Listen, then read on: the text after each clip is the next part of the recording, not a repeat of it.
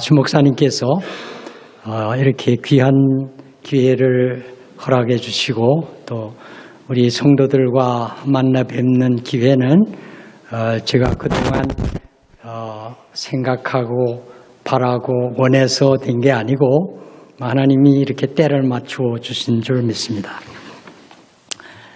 오늘 우리 그 찬양팀이 제가 설교할 줄거리를 다 이미 이렇게 찬양을 통해서 우리 마음에 열어주시고 또 마음에 감동을 주시고 해서 제가 설교하는 내용을 이미 다 이렇게 찬양으로 하나님께 드리면서 나눈 것 같습니다. 또 우리 성가대가 성령의 불같은 그 은혜로 우리의 삶을 이렇게 뒤에서 백업 해주시고 또 힘을 주시고 함께 해주실 것을 찬양하셨는데 이것도 오늘 우리 하나님 말씀 제가 소개해드리려고 하는 메시지의 중요한 부분이 되겠어요. 그래서 감사드립니다. 참 아름답고 빛난 주일 아침 여기에서 여러분들의 얼굴을 뵙는 것이 제가 정말 우리 주 안에서 형제 자매된 그 귀한 얼굴들 이렇게 바라보면서 같이 예배드리니까 참 제가 그리던 그런 그 꿈 가운데 하나가 이렇게 실현된 것 같습니다. 오늘 그 찬양팀이 찬양한 그 찬양 가운데 Lord I lift your name on high 이 찬양은 제가 다게스탄의 선교팀으로 그것도 이제 미션 엑스피디션 그러니까 정탐 선교로 들어가서 8명이 매일 아침에 일어나죠. 해 뜨기 전에 먼저 하나님 앞에 그 콰이어 타임을 하면서 기도하면서 찬양했을 때 이 찬송을 너무 많이 불렀어요. 영어로. 그때는 제가 이제 그 나이가 한 50대였는데 같이 갔던 7분은 전부 30대 이하거든요. 그러니까 이 갭이 굉장히 넓죠. 근데 영어로 해야 되니까 제가 영어가 그렇게 그 숙달하지 못해서 상당히 좀 어려웠습니다. 그 통화는 됐지만 근데 이 찬송 부를 때 너무너무 이렇게 가슴이 뜨거워지고 그랬댔어요. 그래서 오늘 설교의 내용도 이 찬송과 아주 이렇게 연결이 잘 되는 것으로 믿습니다. 제가 여기 이렇게 서게 될 때 참 여러 가지 그 마음에 우러나는 얘기들과 또 하나님의 은혜를 나눌 그런 생각이 많이 있기 때문에 이렇게 줄여서 우리 주 목사님처럼 한 30분, 35분 내에 이렇게 줄여야 되니까 굉장히 부담이 많아요. 할 얘기는 많은데 그래서 될 수 있는 대로 제가 시간을 맞추려고 합니다. 우리 함께 기도드리겠습니다. 은혜로우신 하나님 아버지, 이 시간 이같이 귀한 예배에 우리 성령님 함께 하시고 임재하셔서 우리 예배를 들으시고 또 우리 마음을 열어서 주의 말씀을 듣게 하시니 감사합니다. 이 교회를 통하여 하나님 예비하시고 계획하시고 주님이 이루고자 하시는 귀한 뜻을 이 교회를 통해서 교회 모든 성도들과 우리 재직회원들과 또 여러 귀한 그 일꾼들 그리고 주 목사님 통해서 하나님이 기뻐하는 주님의 마음에 합한 교회가 되게 하시고 많은 영혼이 구원받는 귀한 소망이 되는 교회가 되게 하여 주시옵소서. 나의 반석이시요 구속자이신 여호와여, 내 입의 말과 마음의 묵상이 주의 앞에 연락되기를 원하나이다. 아멘. 제가 이제 그 설교 말씀을 준비하면서 무슨 말씀을 드리는 것이 좋겠나 하다가 제가 이민을 이제 이민 목회의 첫 발걸음을 이 샬럿스빌에 이렇게 딛게 돼서 여기에서 그 목회를 시작했던 그 옛날부터 걸어온 생애에 대한 부분이 생각이 자꾸 나요. 그래서 그 이민의 여정을 뒤돌아보는 그런 의미에서 영적 이민에 대한 얘기를 하고 싶었어요. 그런데 제목을 전국 시민답게, 그러니까 시민답게 생각하고 우리가 전국 시민답게 말하고 언어 생활이 순화되고 또 전국 시민답게 살아가는 그런 우리 그리스도인들이 되어야 되겠다. 뭐 다 아는 얘기지만 근데 그 생각이 실제로 우리의 삶의 현장에 이루어지고 있는가 하는 것을 뒤돌아보면 오랜 동안 신앙생활하면서 목회를 한 저도 계속 이 문제는 우리에게 남아있는 과제요 계속 진행되는 중요한 관심사이기 때문에 이 말씀을 나누는 것이 좋겠다. 그렇게 제가 생각을 했습니다. 오늘 봉독해 주신 빌보서 3장 20절에 보면 풀어서 이렇게 옮길 수 있습니다. 우리는 하늘나라의 시민임을 확인하면서 이 땅에 살아가다가 장차 오시는 주님의 재림을 맞이할 때는 우리의 연약하고 또 때로 질병에 시달리기도 하는 이런 낮은 몸이 부활하신 주님의 그 신령한 몸과 같이 변화되고 영광스러운 형체와 같이 될 줄로 믿습니다. 그런 말로 제가 번역을 풀어서 할 수 있다고 생각합니다.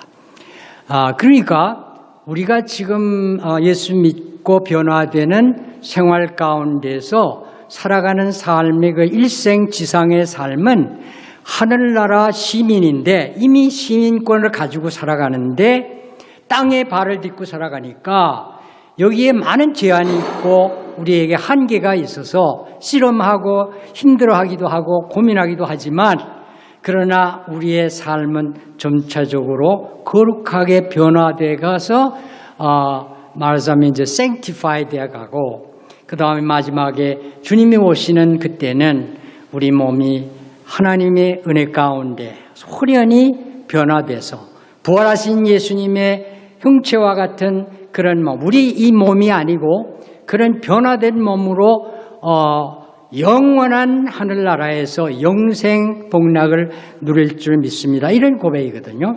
그러니까 이런 그 중심의 신앙의 고백이 항상 우리 마음속에 살아있으면 우리의 생활이 세상 사람들, 믿지 아니하는 사람들과 다르게 살아갈 수 있단 말이죠. 구별되게 살아가. 이 구별되게 살아가는 것이 거룩하게 되는 것이다. 그렇게 우리가 이해하면 되겠습니다. 그래서 거듭난 삶, 영생을 얻은 새 생명은 그 삶의 내용과 질에 있어서 다른 것이죠. 아주 변화된 새 사람. 다른 말로 말하면 중생했다. 거듭났으니까 무엇이 거듭났느냐 하면 영적인 생명이 태어났어요. 그러니까 생명이 태어났으면 함께 가는 것이 뭐냐 하면 영적인 감각이 살아있다고 말해요. 믿지 않는 사람과 우리의 큰 차이가 뭐냐 하면 물론 예수 그리스도 안에서 중생했다는 그런 믿음의 확신이 있는 것과 동시에 영적인 감각이 있어요. 그래서 여러분이 이렇게 대답할 수 있습니다. 당신 구원받고 영생 얻었냐, 영생을 가졌느냐 그러면 여러분이 yes 하고 자신 있게 대답할 수 있는 근거가 뭐냐면 내게 세상 다른 사람들이 갖지 못한, 믿지 않는 사람들이 갖지 못한 영적인 감각이 있다는 것은 내가 이미 영생을 얻고 살아가는 존재다 하는 것을 확인할 수 있기 때문에 예스 할 수 있다면 담대하게. 아멘? 네. 할렐루야. 이것이 우리 그리스도인들의 다른 점입니다. 천국 시민이 뭐 겉으로 볼 때 여기다가 써붙인 거 아니거든요. 그러니까 여러분의 얼굴과 모습 가운데 저 사람은 천국 시민이다 할 수 있는 그런 표지가 어디에 있느냐 하면 우리의 얼굴의 모습에 참 반갑게 참 웃는 얼굴로 대하고 말 하나하나를 골라서 말하는 말이 참 천국 시민답게 순화되고 그리고 행동과 삶이 변화되어가는 그런 삶을 통해서 이웃들이 알아볼 수 있다면 저분은 다르다. 그분이 교회 나가는 분이래. 그러면 이렇게 그분들이 이해하고 교회에 대해서 호감을 가지고 또 신앙생활을 출발할 수 있는 기회를 열어준다 그 말이에요. 그래서 이 아직 믿지 않은 분들 가운데 시커들이 있어요. 시커라는 게 찾고 있다 그 말이에요. 뭘 찾는가 하면은 내가 어떻게 살아가는 것이 보람되게 바로 살아가는 것일까 하는 것을 찾다가 이웃에 믿는 여러분들 이렇게 보시면서 마음에 깨달음이 있고 생각이 있어서 여러분이 전도할 수 있는 기회도 되고 교회 같이 나올 수 있는 기회가 된다는 말이죠. 그러니까 마음속에 그 영생에 대한 확신을 가지고 살아가지만 생활이 변화되어 가지 아니하면 실제로 우리의 마음이 우리의 생각이 내가 천국 시민이다 하는 그런 확신과 함께 삶이 변해가는 그런 삶이 돼야 되는데 이것은 쉬운 건 아니죠. 어려운 과제입니다. 그렇지만 이것이 우리에게 주어진 아주 중요한 ultimate concern이라고 말이에요. 궁극적인 관심사라 그 말입니다. 때로는 이러한 확신이 흔들릴 때가 있어요. 여러 가지 시험과 어려운 환난 속에서 우리의 마음이 이렇게 흔들려요. 그럴 때마다 나 이제 주님의 새 생명 얻은 몸, 내가 새 생명 가졌지. 옛 것은 지나고 새 사람이다. 내 존재가 새 사람이 되었다. 그러니까 영생을 우리의 마음에 지니고 그리고 그 마음 강같이 흐르고 그 사랑 내게서 해같이 빛난다. 이게 이제 비춰져야 된다. 영생을 맛보며 주 안에 살리라. 오늘도 내일도 주 안에 살리라. 주님과 함께 주님 안에 사는 것. 내가 주 안에 있고 주님이 내 속에 계시는 이 신비적인 연합이 여러분들이 체험한 중생의 그 회개하고 예수 믿게 된 그 은혜로운 자리, 하나님의 sovereign grace, 아주 절대적인 그런 은혜를 통해서 체험할 때 이것이 변화되는 체험을 할 때에 여러분들이 가지고 있는 그 은혜의 자리를 다시 또 되돌아가서 회상하고 그 마음이 흔들렸던 자리에서 다시 우리 마음이 리스토어 되는, 회복이 되는 이것이 성도의 삶의 과정이라 그런 뜻입니다. 그래서 천국 시민답게 하는 말에는 여러 가지 그 내용들이 포함되어 있을 수 있습니다. 지상에 사는 천국 시민인데 내가 발을 딛고 이 세상에 살지만 그러나 내게는 천국 시민권을 가졌다. 시민답게 살아야지. 그래서 영적인 이민 생활에 대한 여정을 우리가 상상하면 됩니다. 그래서 제가 그 천국 시민인 것이 영적으로 이민했다는 것을 성서에 뭐라고 되어 있는가 하면 흑암의 권세에 사로잡혀 있던, 말하자면 흑암의 왕국에 있던 우리를 예수 그리스도 안에서 우리를 구속해서 건져내서 사랑의 아들의 나라로, 하나님의 아들의 나라, 즉 천국의 시민이 되게 했다. 그러니까 한 나라에서 또 다른 나라, 그 나라는 비슷한 나라가 아니죠. 완전히 다른 나라, 그 영원한 하나님의 나라로 옮겼다. 이민을 하게 하셨다. 그러니까 이민의 과정이 여러분의 이민의 경험과 연결이 돼요. 그래서 제가 이민 올 때에 제가 경험한 여러 가지 일들이 있지만 이 이민에 대한 체험을 제가 얘기하자면 시간이 기니까 줄여서 make long story short, 아주 짧게 얘기해서 한국의 이민을 말이죠. 우리를 포함해서 전체 한국 이민은 미국 땅에 올 때 물론 개별적으로 온 것도 있지만 처음에 하와이로 사탕수수 농장에 이민 올 때는 한국의 극심한 빈곤으로 인해서 1903년부터 한 3년 동안 수만 명이 그때 같이 들어오게 되는데, 그때는 인천 내리교회의 그 교회에서 주선해서 선교사의 소개로 이렇게 모집을 할 때 우리 믿는 성도들이 많이, 물론 가난하고 생활이 어려운 성도들이었지만 이렇게 함께 따라서, 그때 전도사님이 한 분 따라오셨어요. 그러니까 오자마자 하와이에 도착하자마자 뭐 했겠어요? 주일날 예배드렸죠. 예배드렸어요. 첫 번 주일에 예배드리고 그 다음 또 계속 예배를 드려서, 한국에 이민은 다른 종족, 중국이나 일본 사람들이 이민 오는 거하고는 달라요. 다르게 교회가 같이 이민 온 거다. 그렇게 우리가 이해하시면 됩니다. 그러니까 미국 안에 있는 교회는 한인들이 이민 오자마자 뭐 여러 가지 이유로 교회에 찾아오는데, 안 믿는 분들도 이렇게 찾아와서 믿게 되고 하는데, 교회가 센터가 돼서 이렇게 한인 사회가 하나님의 은혜 가운데 이렇게 불어나가지고, 처음엔 뭐 몇만 명 와서 하와이에 있다가, 그다음 한 2,000명은 또 이 본토로 이렇게 건너와서 철도 공사하는데 종사하고 그러다가, 그다음엔 또 한일 합방이 되는 때 1910년에 한국이 일제의 압제 아래에서 고생하면서 정치적인 활동을 하던 청년들이, 뭐 안창호 선생 같은 분들, 이런 분들이, 뭐 이승만 박사도 다 같은, 이승만 대통령, 전 대통령 다 포함이 됩니다만, 이런 분들이 한 900명이 미국 땅에 와서 이렇게 정치적인 이민을 해가지고 와서 활동을 한 일이 있습니다. 그러다가 그 다음에 이제 상당히 오래돼서 이제 이민법이 바뀌었습니다. 1960년대. 그 다음에는 이제 많은 이민자들이 들어오게 됐습니다. 그래서 지금 우리 미국의 이민자들이 얼마나 되느냐 하면 뭐 한 4만 3천,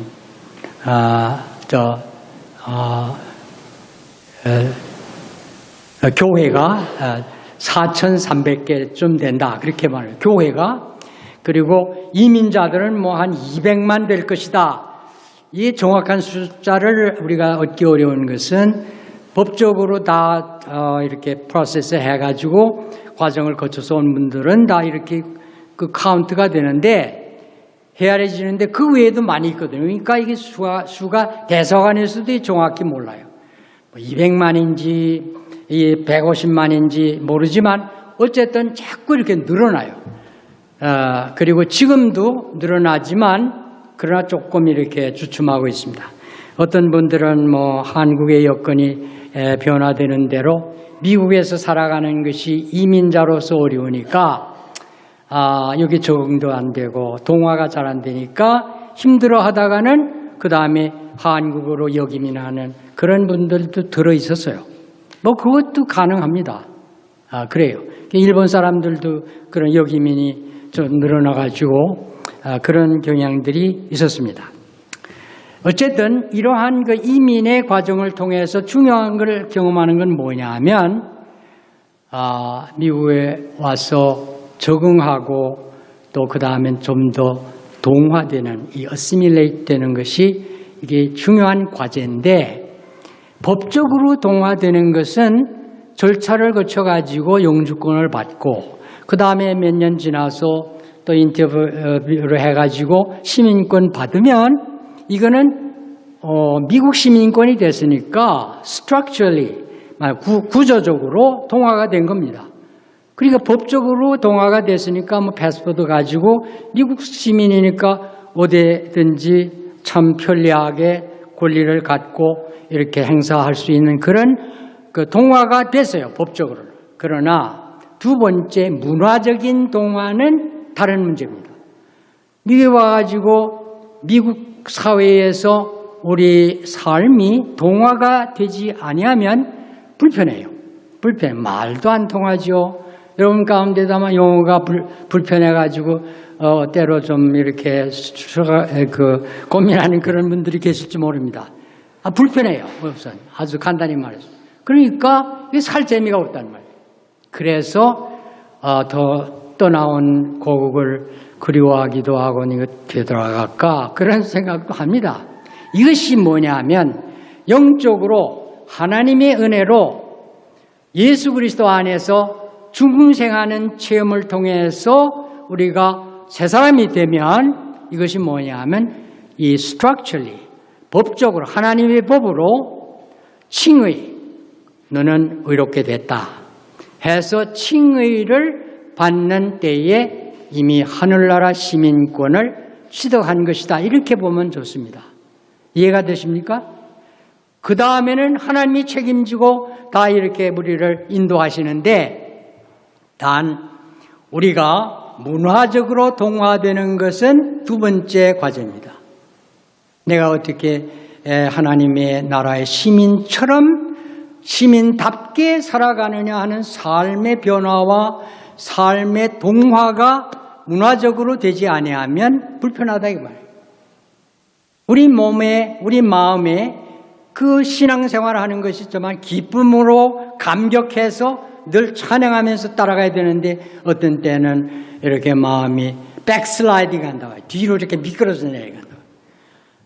그럴 때마다 우리가 그것을 다시 회복해야 하는 그런 과제가 있어요.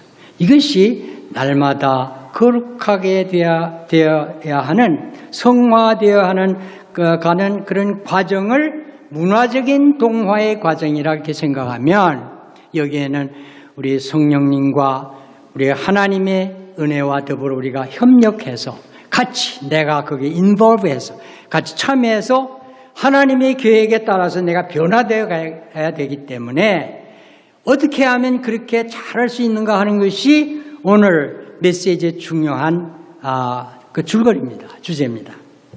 제가 여기 이제 처음 도착해서 1981년 8월 25일 바로 얼마 전에 뉴욕서 운전하고 친구분이 밴에다가 샬롯 밤에 10시에 도착을 했는데 깜깜한 밤인데 여기 그 유니버시티 앞에 호텔에서 잤어요. 그 이름이 제가 기억이 잘 안 나는데 오다 보니까 그 호텔을 헐고 있더라고요. 부수고. 그래서 저기 우리가 첫날 밤을 저기서 지낸 호텔인데 역사적인 이 흔적이 없어지는구나.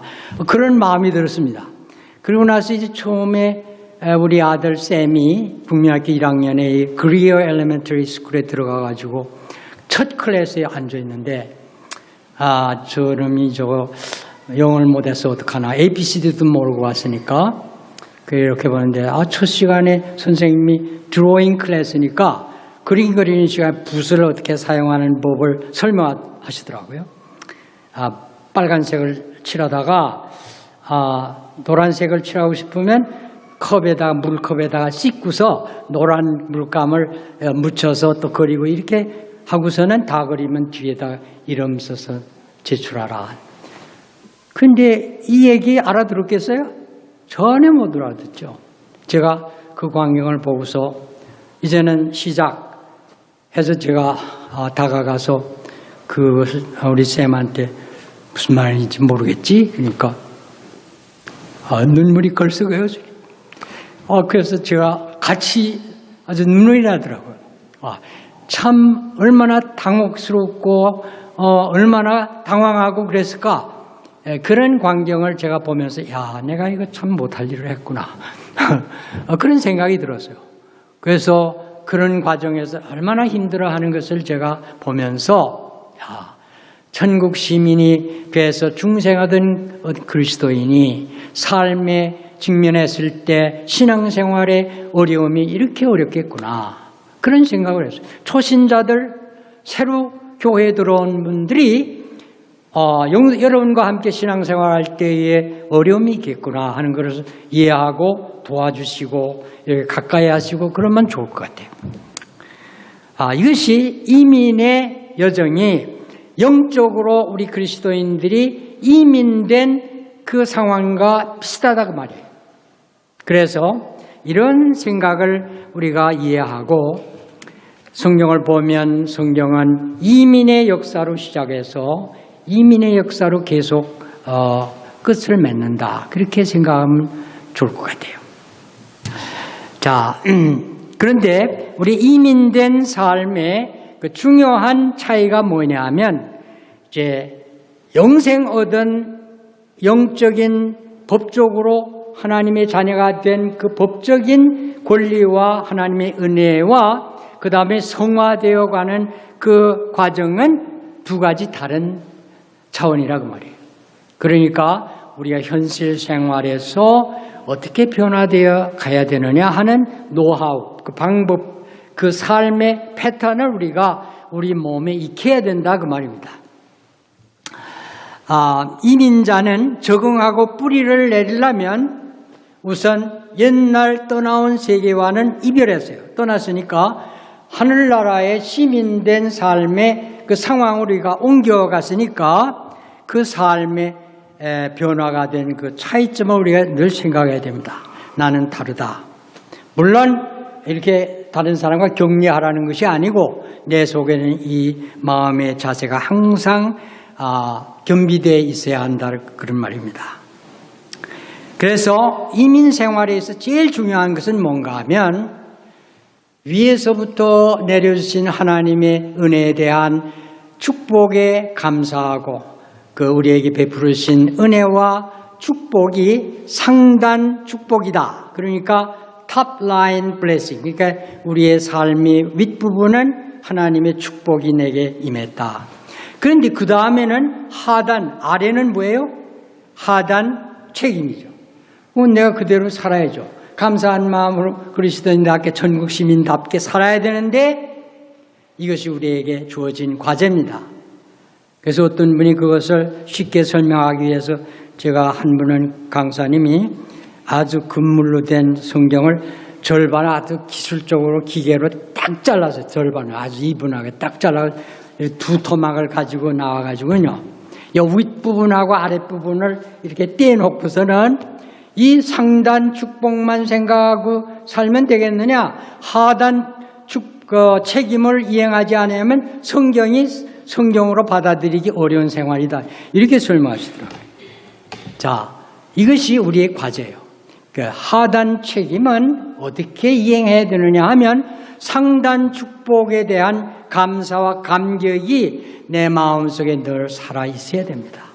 이 감격이 살아있는 상태에서 끓는 상태에서 하단 책임을 감당하면 그것이 어떻게 되는가 하면 하나님이 받으시는 선한 행위가 되고 좋은 그런 열매를 맺는 삶이 돼요.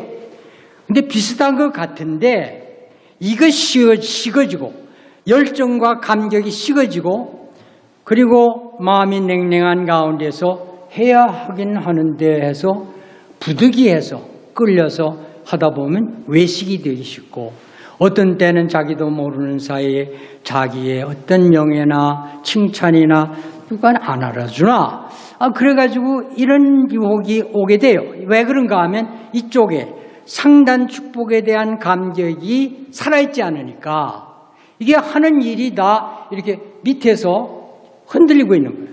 그러니까 유혹을 받아서 함정에 빠지는 것이 뭐냐. 믿는 자의 제일 빠지기 쉬운 함정이 뭐냐 하면 위선이라고 해요. 위선의 함정에 빠진다.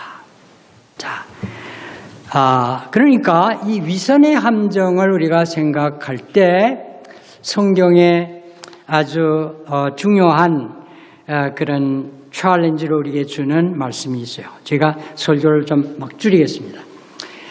왜냐하면 이제 시간이 끝날 때가 됐으니까. 그런데 제가 고등학교 2학년 때인가 그때 바로 그 실존 무신론 실존 철학자이면서 문학가인 저명한 알버트 까뮤라는 사람이 쓴 전락, 우리말로는 전락, 타락이죠 말이죠. 영어로 fall. 그런 제목, 전락이라는 이름으로 이방인이나 페스트 그런 작품과 같이 한 책에다 묶여놓은 번역책을 읽고 이 전락을 읽으면서 많이 힘들어했어요. 한 100페이지 미만인데 단편 소설인데 아주 어렵게 읽으면서 또 읽고 했어요. 그래서 그게 내용이 뭔가 하면 까뮤가 그 작품에서 크라망스라고 하는 주인공을 통해서 그 사람이 이제 그 회계한 판사인데, 맞아, 로이어 출신인데, 어떻게 하면 내가 좋은 일을 많이 하루에 몇 가지씩이라도 할까 생각하다가는 도와줄 사람이 있으면 그래서 남이 할세라고 빨리 달려가서 하고는 이렇게 했습니다. 뭐 제일 어려워하는 사람들이 맹인이 지나가려고 하면 가서 어디 가시오? 집행해 줄까 하면 집행이가 보이면 달려가 남이 하기 전에 안내해 주고, 또 과부나 고아를 보면 그들을 변호해 주고 또 도와주고 이런 일을 했어요. 그래서 선행을 많이 했습니다. 그러다가 나중에 이 얘기 긴 거 뭐 줄여야 되니까, 그러다가 자기가 하는 일이 위선인 것을 알게 됐어요. 그래가지고는 자기 자신을 볼 때 아주 우스꽝스럽고 아주 비웃는 그런 모습으로 자기를 보면서 내가 행한 모든 선행들이 전부 다 위선이었구나. 내 어떤 정신적인 만족이나 그런 걸 위해서 다른 사람을 이용하는 것이구나. 그 위선 아니에요. 그렇잖아요. 자기의 어떤 이득이나 출세를 위해서 남을 이용하는 것들 많잖아요. 세상에. 정치인들이 그렇게 많이 합니다. 그래서 politically correct한 것이, 이게 영어로 politically correct라는 말을 어떤 때는 political correctness라고 이렇게 번역도 하는데, 이거는 상식적으로 남에게 다 이렇게 그 호감이 가도록 적당히 맞추어서 다 이렇게 비율을 맞추고 하다 보면 타협이 되니까 그것이 세상의 상식이고 편리하니까 그렇게 살아가려고 하는 유혹이 많이 있다고 말해요. 이것이 바로 PC, politically correct way of life, 이렇게 번역하면 편리하게 상식적으로 이렇게 살아가려고 하는 유혹이 있어요. 많은 사람들이 그렇게 살아가고 우리 그리스도인들 가운데도 그런 유혹을 받을 수 있다는 말입니다. 그런데 중요한 것은 그것이 성경적으로 맞느냐, biblically correct하냐, 성경적으로 맞는 생활이냐 하는 것을 생각할 때는 it's not. 그것이 어떤 때는 biblically incorrect. 그러니까 상식으로만 살아가는 사람은 물론 상식으로 살아가지 말라는 게 아니에요. 상식이 중요한 역할을 합니다. 편리합니다. 그런데 상식으로만 생각하고 결정하고 디시전 메이킹 하면 그건 하나님의 뜻대로 하는 게 아니라고 해요. 성경 말씀에 무엇이라고 가르쳤는가, 하나님의 뜻이 무엇인가를 분별하면서 영적인 분별력을 가지고 결정하고 결단하고 삶을 살아야 되는데, 이게 안 되면 it's biblically incorrect. 성경적으로 안 맞는다고 말이에요. 오늘 우리가 살아가는 현장, 미국이나 뭐 한국이나 세계가 다 마찬가지지만 얼마나 사악한 세대가 됐어요. 하나님이 보실 때 얼마나 참 안 된 세상이에요. 그래서 하나님께서 여러분들을 보실 때 참 불쌍하게 가련하게 볼 수도 있어요. 어떻게 보면 참 힘들겠구나. 점점 영적으로 어두워지고 어려워지고 힘들어지는 세상에서 어떻게 하나님의 자녀답게 천국 시민답게 살아갈 수 있느냐 하는 것이 하나님 보실 때 우리보다 더 잘 아세요. 어려움을. 그래서 우리를 도와주시려고 합니다. 그런데 우리의 과제는 뭔가 하면 하나님이 우리에게 어떻게 역사하시는가를 알아야 되잖아요. 그래서 골로새서 1장에 보면 오늘 읽은 본문 가운데 후반에 나와 있는 것을 읽었습니다. 우리가 흑암의 권세에 잡혀있던 우리를 건져내서 하나님의 나라로 옮겨주셨으니 그것은 그리스도 안에서 우리가 새 생명으로 태어나기 위해서 예수님이 구속한 것이다. 구속이 뭐냐 하면 우리 대신 죽으시고 우리 대신 그 형벌을 대신 받으시고 우리를 속량했다. 말이 어렵죠. 속량이. 이 리뎀티브 액션이 얼마나 중요한 거냐. 빛을 갚아주셨어요. 내가 받을 벌을 예수님이 대신 십자가에서 받으시고, 그리고 십자가에 못 박이실 때 그 전에 책찍에 맞으시고 피 흘리시고 가시관을 쓰시고 그 피 흘리시는 그 모습 여러분 아시죠? Passion of Christ 보셨나요? 제가 얼마 전에 벌써 얼마 됐습니다만 우리 교회 청년들하고 같이 가서 낮인데 그거 보고 너무너무 감격해서 그거 보시면서 감동이 돼가지고 한참 울었습니다. 눈물이 막 그냥 같이 흐르고 그래서 끝나고 나오면서 이제 레스트룸에 가는데 이 눈물을 닦고 그러면서 이제 나왔습니다. 그 감격을 제가 주님의 십자가의 고난의 현장을 목격하는 그 현장에서 마음이 너무너무 감동이 되고 은혜를 많이 받아서 그런 그 감사와 감격의 눈물을 제가 체험을 했습니다. 이 체험은 우리가 오늘 일상생활에서 신앙생활 할 때 하나님의 말씀을 읽으면서 그 체험을 다시 회복하는 그 회복하고 반복하는 그걸 독일말은 좀 죄송합니다만 위다홀룽이라고 합니다. 위다홀룽. 이거는 단순히 그냥 리피테이션하는 반복이 아닙니다. 다람쥐 쳇바퀴 돌아가듯이 하는 그런 똑같은 걸 돌아가는 게 아닙니다. 하나님 앞에 받은 은혜의 현장으로 되돌아가서 그 은혜 받은 자리로 다시 원점으로 되돌아가서 그 받은 은혜의 감격을 다시 반복하는 회복하는 반복입니다. 이게 위다홀룽이에요. 이게 달라지는 거예요. 이런 반복을 말씀을 읽다가 묵상하다가 눈물이 흐르고 성례 베풀 때에 성찬을 나누면서 우리가 같이 눈물을 흘리면서 이 과정이 다 이것이 반복하면서 회복하는 삶입니다. 그래서 제가 이제는 결론을 맺죠. 제가 원고하고 좀 많이 달라졌으니까 통역하시는 분이 상당히 혼란을 할 것 같아서 죄송합니다만은 이제 줄이겠습니다. 우리가 신앙생활하면서 은혜 받은 감격을 지니고 마음속에 감격하고 감사하는 마음이 이렇게 막 끓잖아요. 눈물이 날 정도로 이렇게 그 감격한 마음의 감동이 생긴 그 상태를 유지하면서 내가 할 의무와 책임을 이행하면 그러면 그냥 가식으로 하는 게 될까요? 아니죠. 이것은 누구에 보이려고 하는 것도 아니고 아무도 안 봐도 괜찮은데 하나님이 내게 베풀으신 은혜가 감사해서 하는 거니까 너무너무 감사해서 빚 갚는 거라고 말이에요. 그래서 오늘 성경에 제가 마태복음 18장을 이렇게 띄워주시는 것 같은데 그 얘기가 바로 1만 달란트 빚졌던 종이 그 탕감받고 나올 때 얼마나 감격했겠어요. 이런 생각이었어요.